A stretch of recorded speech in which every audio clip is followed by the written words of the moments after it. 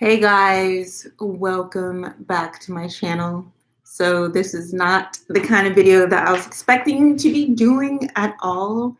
Just when I thought about what I would be doing in March.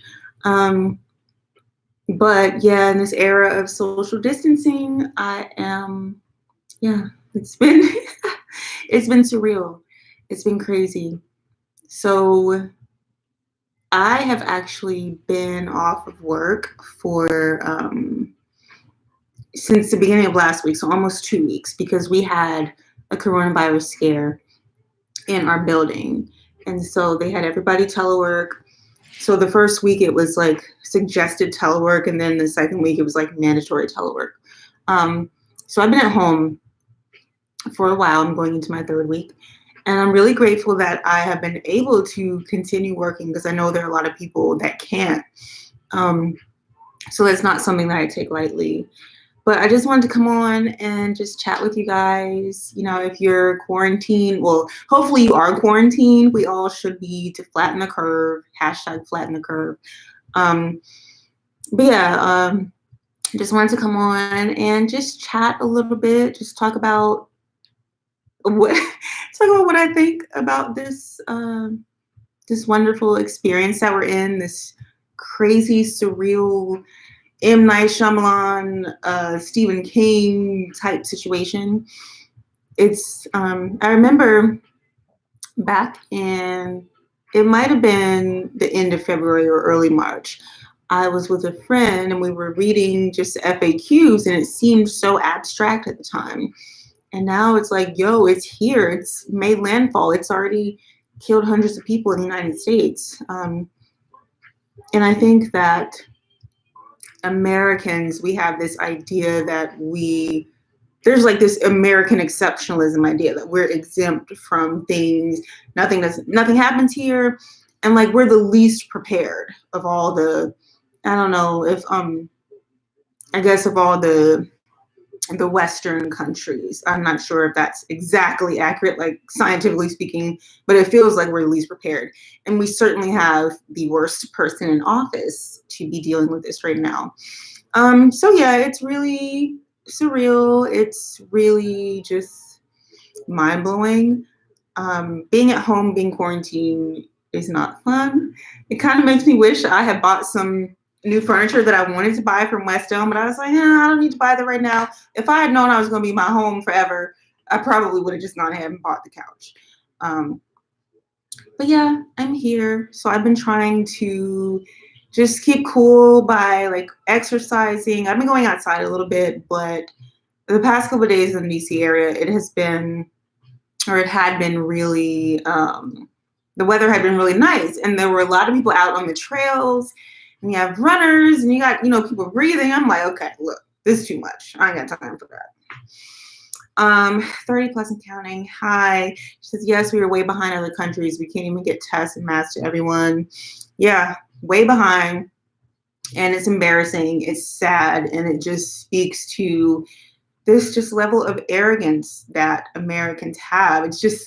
It's embedded in American culture that we're so much better, we're so much more advanced, and like, I hate to say it, but I feel like our death toll is going to be, it's going to be crazy. Like if we don't stop, if we can't get testing, if we can't get people, to quarantine themselves and to not be out, like hanging out, posting stuff on social media. Like at this point, nobody cares. Go home. We're not impressed. So yeah, it's stuff like that has been crazy. But I want to share something that one of my mom's friends sent to me that actually I felt like it was really profound and it made me think differently about this virus. So let me find it real quick. All right. So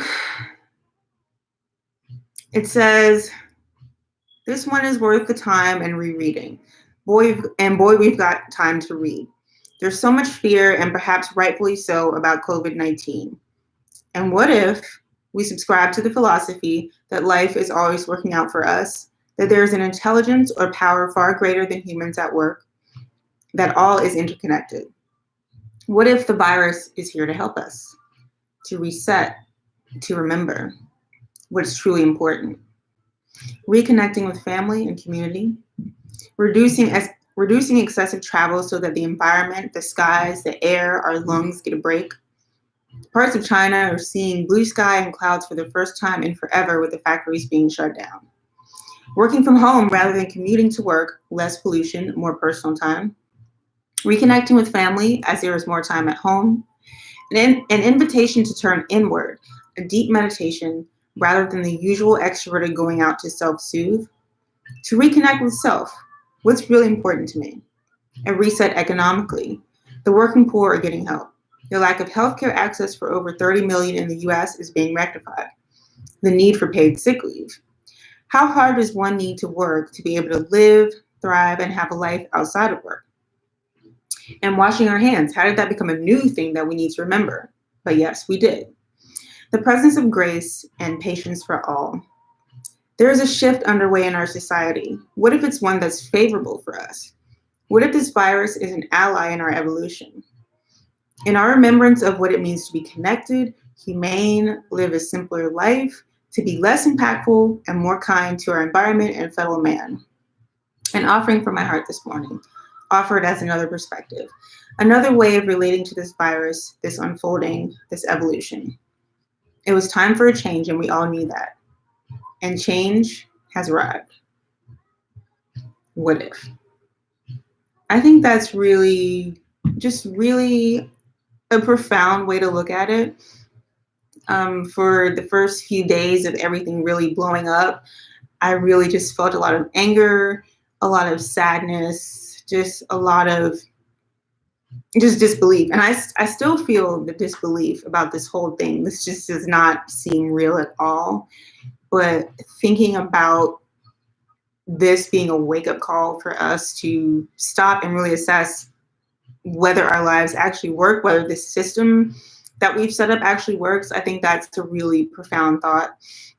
And it's funny because back in November, I was, because I've always just had like different thoughts about society. And I was raving to a friend, ranting about, why are things the way they are? Why do we have to go to a job and sit there for 8 hours a day under fluorescent lights, sit and stare at a screen all day? Why do we have to do these 4 years of college? Why do we have credit cards? Why do we have just all these systems?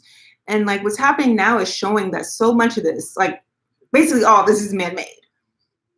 The idea of, paying rent to somebody, paying taxes to somebody, all the red tape in the healthcare system, all of this is man-made. And I'm not going to sit here and say that changing it is going to be a piece of cake after this, because there's still so many people that would have to agree to certain things in order for this to change. But scientifically speaking, there's no reason that we have to live the way that we do. There's no reason that people are stressed or that people have to be stressed.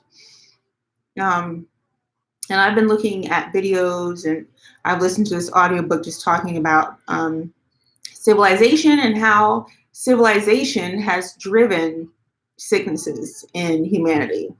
People living in cities, being closer together, people eating is crazy because people eating like animals and all that is driving diseases as well. And it's just like, it doesn't have to be this way. But all of that is like really just kind of neither here nor there, because at this point we all just need to survive. We all need to get through it. Honestly, I feel like, so actually a healthcare official in New Jersey said this, I think it was yesterday or either yesterday or this morning, said that we're basically all going to get it. And it's just a matter of when. She said she's 71 and she feels like, she'll be able to fight it. But she's in the age group that's, in the danger zone for this. But I do feel like, if we're all going to get it, like, what do we do? I think that flattening the curve is important, but I also don't feel like I want to hide in the house for 6 months just to go outside and potentially get it. Maybe that sounds ignorant, I don't know, but I would rather just go ahead and get it and just know how my body is going to respond to it. Because for me, the hardest part of this experience, which I'm sure it is for a lot of people, is just that not knowing, that unknown period. Like you have a sore throat. My throat is sore right now. You know, you cough, oh my God, is it coronavirus? Or, you know, is it something else? Is it my immune system reacting to allergies? So there's just so many unknowns. And I would feel more comfortable just being able to put it all to rest. Like, look, I'm going to get it. I'm going to work through it. I'm going to fight through it. And then I'm going to be able to go on with my life. That's just what I want. But I also I don't want to make light of it because I know it's very serious and for some people fatal. So I don't say that being flippant or, you know, being disrespectful to the people that it's already afflicted. But yeah, I just wanted to just chat about that and yeah, just kind of put my thoughts out there. I do have more to say about it because I am somebody who is immunocompromised. I have lupus, and it's funny because I went and got blood work done in December, some really extensive blood work. And it comes to find out that I don't specifically have lupus. What I have is mixed connective tissue disease, which includes symptoms of different types of diseases, including lupus. So it's a rare disease, and it's like, yo, like my body is already fighting itself. You know, the thought of having to get coronavirus is certainly not comforting at all. So that's why I have been really vigilant about, you know, not doing anything unnecessary. I went to the grocery store yesterday. I went to the bank yesterday. I had to leave the bank because I felt like it's just a petri dish of people, even though they had markers so that people could be 6 feet apart. It still just felt like I don't need to be in here because this is nuts. So yeah, I want to talk about that more in another video, but yeah, that's my reality and it sucks. Definitely. I'm trying not to think the worst. I'm trying not to expect the worst, but quite frankly, I do have to be ready for the worst. So yeah, just dealing with that, just life stuff. What else can I say? So I did hit my 6-year lock anniversary on March 16th. That was Monday. And that was when the US, like things really began to take off with the whole social distancing thing. So yeah, 6 years locked, which is awesome. It's not as exciting as it would have been otherwise, but it's still pretty cool. My locks have been curled for almost the past month. And so usually when my locks are curled, I don't do anything with them. So yeah, they've been curled for a month and it's like a protective style. And yeah, I just won't touch my hair for, you know, ever when they're curled. That's that. I also hit 20,000 subscribers. I'm at 21,000 plus now. So thank you guys for being here. Thanks to you who are new. Thanks to you who have been here ever since the beginning. I truly appreciate y'all. I had a whole just kind of celebratory thing planned. And not to say that I can't still do that, but it does feel different. Just, I don't know. This coronavirus pandemic is just making me think about what's really important. You know, what do I value? What's a priority to me? And, you know, it just feels a little tone deaf to be celebrating my hair when all this craziness is going on. But at the same time, it's like, well, should we stop living? You know, should we stop celebrating ourselves in the midst of all this and, you know, consequently go crazy? So I don't know. It's just a lot to think about.